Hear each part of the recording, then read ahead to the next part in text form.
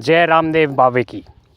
मित्रों, बाबा रामदेव जी की जाति को लेकर आपको यूट्यूब पर अनेक वीडियो मिल जाएंगे, किंतु कोई ने यह नहीं बताया किसी ने भी अजमाल जी ने बाबा रामदेव जी को क्यों गोद लिया था। क्योंकि अजमाल जी को तो पहले ही पुत्र ब्रह्मदेव जी का जन्म हो चुका था, तो उन्हें गोद लेने की क्या ज़रूरत है।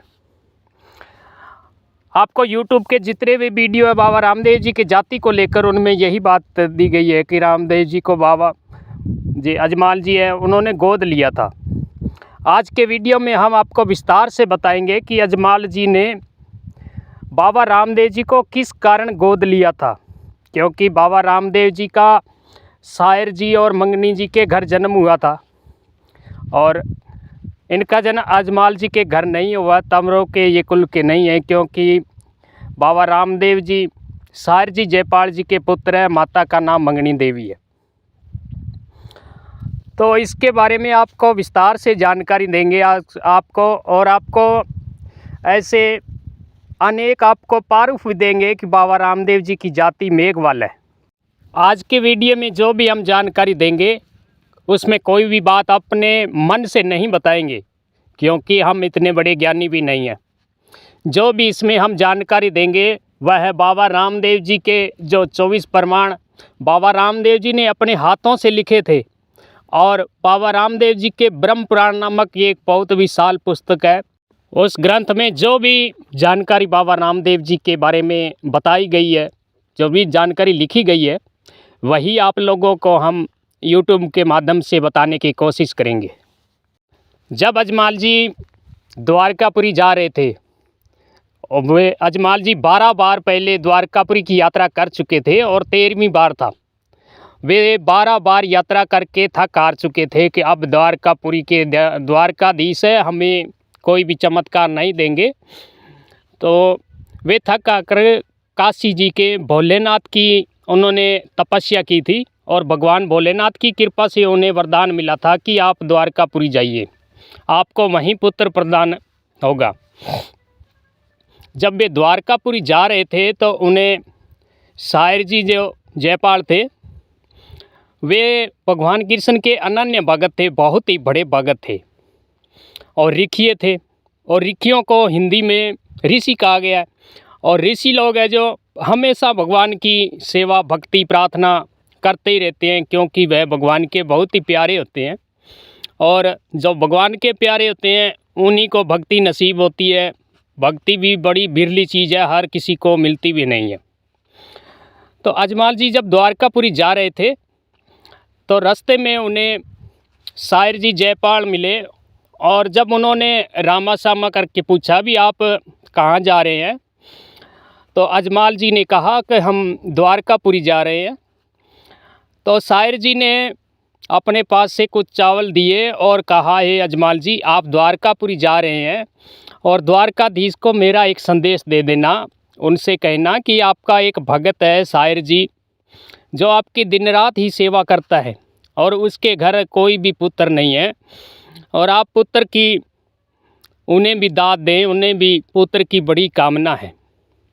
और अजमाल जी के साथ शायर जी ने भी द्वारकाधीश तक अपना संदेश भेजा था। जब अजमाल जी को द्वारकाधीश श्री कृष्ण भगवान का दर्शन होता है तो अजमाल जी को ब्रह्मदेव एक पुत्र भगवान उन्हें बख्शीश कर देते हैं। उन्हें कहते हैं तुम्हारे घर ब्रह्मदेव जी का जन्म होगा। और जब अजमाल जी ने कहा कि आपका एक भगत है शायर जी, उन्होंने आपके लिए यह भेंट भेजी है।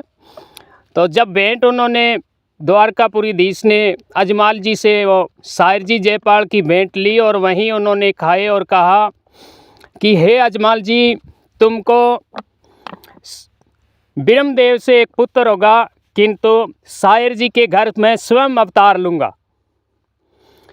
ऐसा वरदान देकर अजमाल जी को वहाँ से विदा कर दिया। और कुछ समय पाकर अजमाल जी के घर ब्रह्मदेव का जन्म होता है और महल में बड़े मंगलाचार और गान बान होता है, अच्छा हर्षोल्लास होता है। तो अजमाल जी ने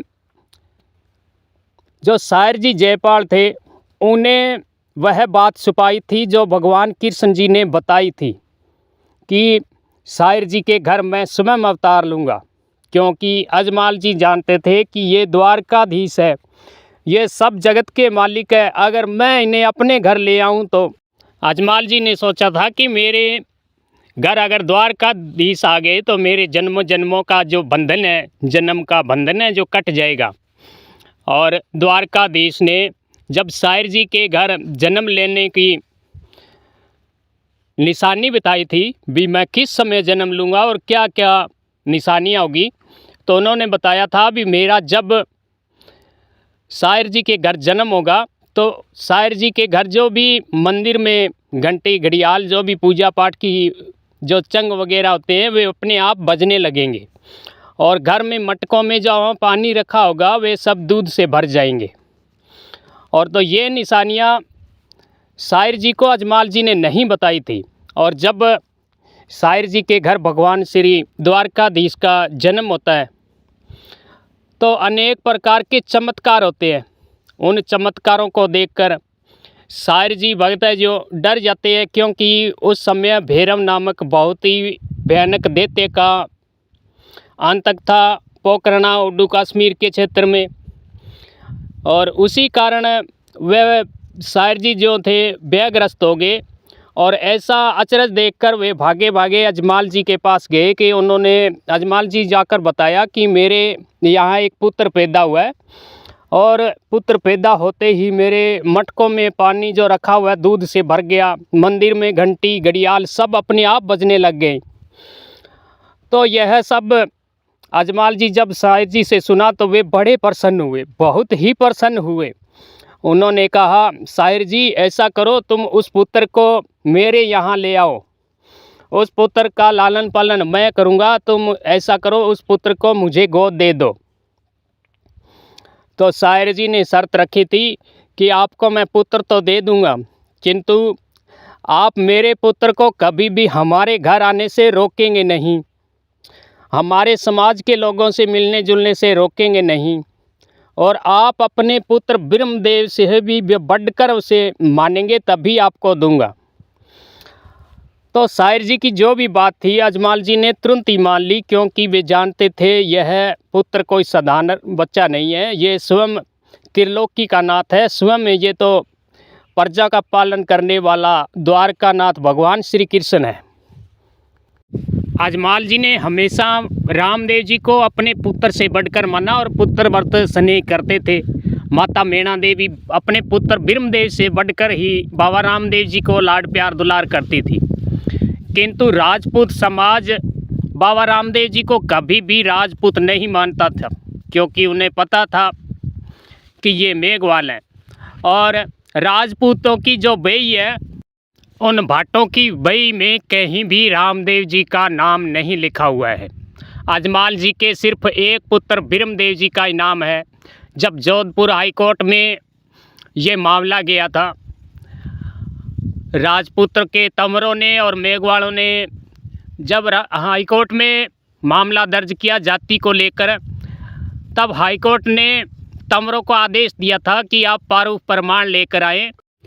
तब तंवरों ने कोर्ट को कोई भी प्रारूप नहीं दे सके थे कि भी रामदेव जी तंवर वंश में पैदा हुए थे। तो हाई कोर्ट ने यह फैसला मेघवालों के पक्ष में किया था, और राजपूतों के जितने भी इतिहासकार हुए हैं, बड़े बड़े जिन्होंने इतिहास लिखे हैं, उन्होंने किसी ने भी बाबा रामदेव जी के बारे में किसी ने भी अपने ग्रंथ में नहीं लिखा, क्योंकि पहले राजपूतों के अगर कोई छोटा सा भी कोई कांड हो जाता, कोई बड़ा काम कर देता, तो राजपूत के जो बई भाट होते थे, जो भी उनके इतिहास लिखने वाले भाट होते थे, वे उनके मरसिए बना बना करके उनको अमर कर दिया करते थे।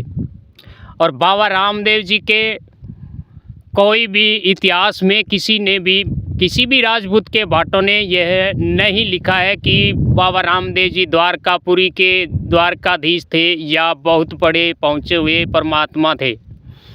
और जब उनसे 300-400 वर्षों बाद हरजी बाटी ने ही सर्वप्रथम बाबा रामदेव जी के दोहे, कविताएं, कथाएं वगैरह लिखी थी, उनके भजन लिखे थे। उनसे पहले किसी ने भी बाबा रामदेव जी के इतिहास के बारे में कुछ भी नहीं लिखा था। सिर्फ उनसे पहले जो भी लिखा हुआ मिलता था वह स्वयं बाबा रामदेव जी के हाथों द्वारा लिखी हुई 24 प्रमाण नामक महाग्रंथ था। उसी में सब कुछ था।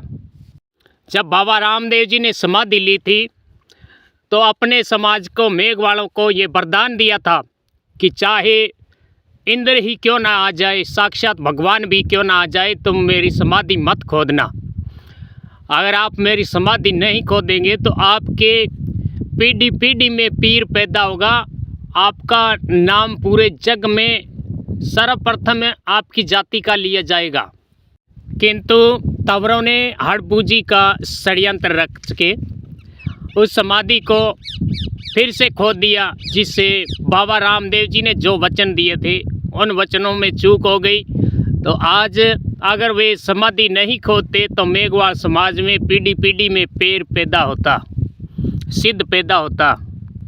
और आज भी बाबा रामदेव जी का जहाँ भी जुम्मा जागरण लगाया जाता है, अगर उसमें रिखिया यानी मेघवाल को शामिल न किया जाए, उसे सर्वप्रथम न जिमाया जाए, तो बाबा रामदेव जी का जुम्मा या जागरण उस घर का मान्य भी नहीं होता। ये बाबा रामदेव जी का विशेष वरदान है। हम जाति पाति बढ़ाने वाले कोई सा भी वीडियो ऐसा नहीं बना रहे थे, क्योंकि हमने YouTube पर ऐसे कई वीडियो देखे जिसमें बाबा रामदेव जी की जाति के बारे में बताया गया है। उस परमात्मा के घर में न किसी की जाति होती है, ना कोई नाम होता है। सिर्फ वह परमात्मा है, इंसान आदमी को बनाकर भेजता है और वह इंसान ही होता है। जाति यही बनाई जाती है। इसलिए जात पात से ऊपर उठकर भगवान श्री द्वारकानाथ के शरण में अपने कोई भी बिगड़ा हुआ कार्य को अर्जी लगाएं और बाबा से मन चाही मुरादें पाएं। जय रामधनी, आपके श्री चरणों में कोटि कोटि नमन।